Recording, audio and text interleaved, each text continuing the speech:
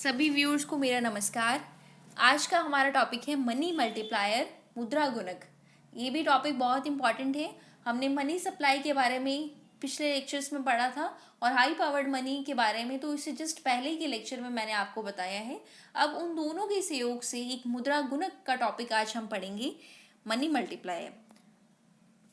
मुद्रा गुणांक मुद्रा की पूर्ति तथा रिजर्व मुद्रा तथा उच्च शक्ति मुद्रा के अनुपात को व्यक्त करता है।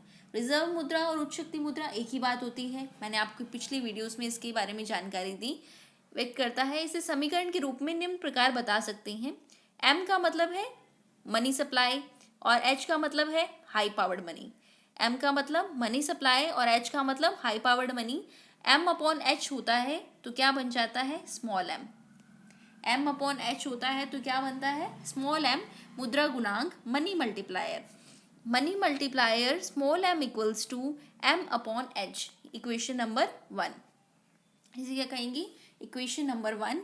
Money multiplier small M equals to M upon H. M का मतलब है मनी सप्लाई और एच का मतलब है हाई पावर्ड मनी। इसमें एम मुद्रा गुणांक को व्यक्त करता है, जबकि कैपिटल एम मुद्रा की पूर्ति को और एच उच्च शक्ति मुद्रा का सूचक है। एम मुद्रा गुणांक व्यक्त करता है, कैपिटल एम मुद्रा की पूर्ति को और एच उच्च शक्ति मुद्रा का सूचक है।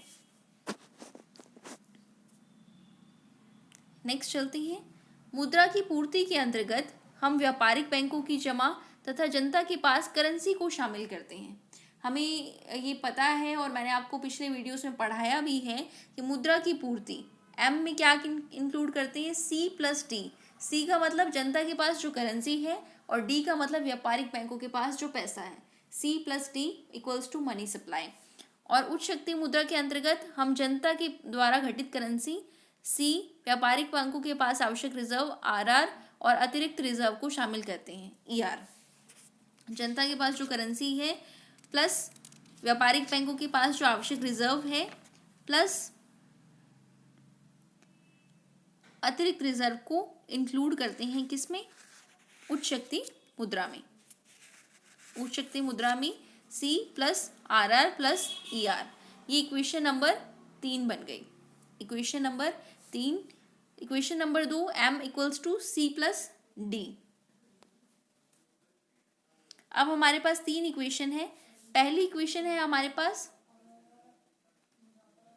Small M equals to M upon H. दूसरी equation M equals to C plus D. तीसरी equation C plus R plus E are.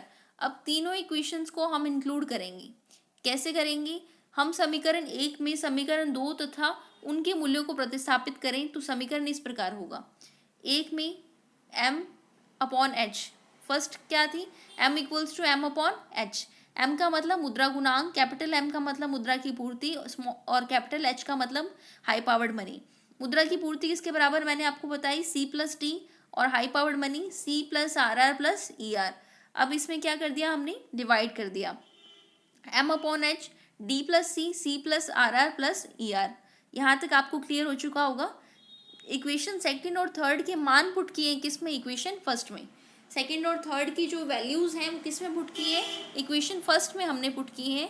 अगर समीकरण 5 के दाहिनी ओर अंश और हर को डी से विभाजित करें, ये क्या है, इक्वेशन नंबर 5। इक्वेशन नंबर 5 को हम डी से विभाजित करें तो क्या रिजल्ट आएगा, M upon H equals to D upon D. अगर हमने इसमें डिवाइड किया D upon D plus C upon D upon C plus upon D plus R upon D E R upon D. अब डी से D cancel, 1 plus C upon D plus R upon D plus E R upon D. ये हमारी equation number 7 बन गई। दोबारा सुनिए, money multiplier क्या होता है, स्मॉल एम से डिनोट करते हैं, equals to capital M upon H. Money supply और हाई पावर्ड मनी को यदि हम डिवाइड करते हैं तो इसे मनी मल्टीप्लायर कहते हैं। Money supply equals to M equals to C plus D, यानी currency plus deposits with the commercial bank, और एच बराबर C plus R plus E R, currency with the public, R व्यापारिक बैंकों के पास आवश्यक रिजर्व प्लस ई आर अतिरिक्त reserve. अब सेकंड और थर्ड जो इक्वेशन है उसकी वैल्यूज जो है इक्वेशन फर्स्ट में पुट की तो क्या रिजल्ट सामने आया, m/h equals to d plus C upon c plus R R plus E R, जो हमारी इक्वेशन नंबर 5 है।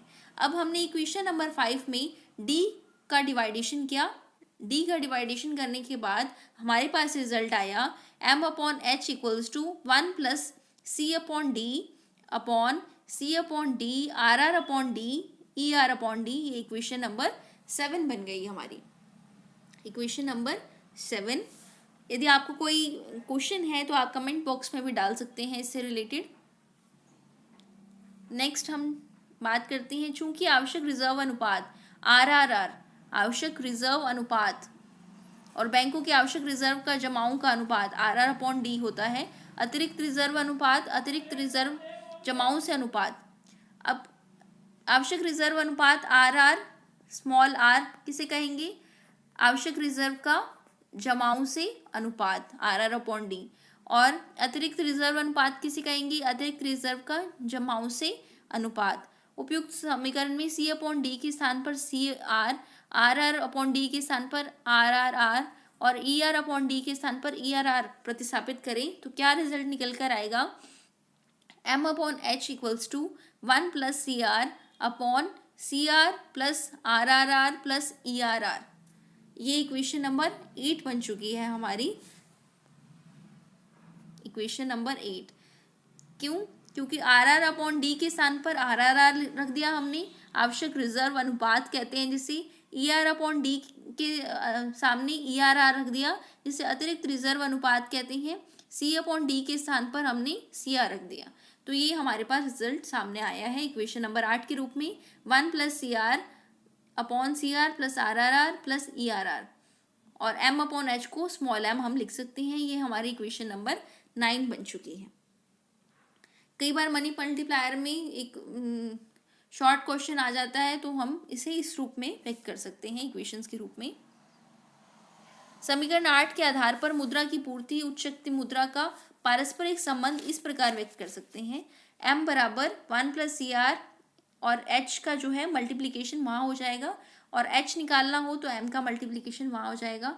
तो m क्या निकलेगा, क्या रिजल्ट सामने आएगा, m बराबर स्मॉल m इंटू h।